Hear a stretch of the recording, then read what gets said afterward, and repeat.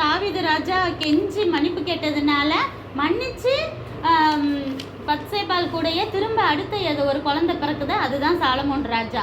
அப்போ தேவன் சொல்றாரு, உன்னை மன்னிச்சுட்டேன், அந்த குழந்தைய தான் நான் என்ன செய்வேன், பெரியவனானா ராஜாவா ஆக்குவேன்னு சொல்லிட்டு. ஆனாலும் நம்ம என்ன பெரிய தப்பு பண்ணோம்னா தேவன்கிட்ட மன்னிப்பு கேட்கும் போது மன்னிப்பாரு, ஆனால் அதுக்கான தண்டனை நிச்சயமா இருக்கும். இப்போ அவர் செஞ்ச தப்புக்கு உரியாவை கொண்டதை போல தாவீது ராஜாவை கொல்லணும், அதுதான் நீதி. ஆனால் அவர் மன்னிப்பு கேட்டதுனால தாவீது ராஜாவோட உயிரை எடுக்கல. ஆனால் அந்த வீட்டில் பட்டயம் என்னைக்கும் இருக்குன்னு சொன்னார் இல்லையா. அதுக்கப்புறம் பிள்ளைங்கெல்லாம் பெருசாகி அவங்க இதில் 4 பிள்ளைங்க, ஏற்கனவே இப்போ ஒரு பிள்ளை இறந்துருச்சு.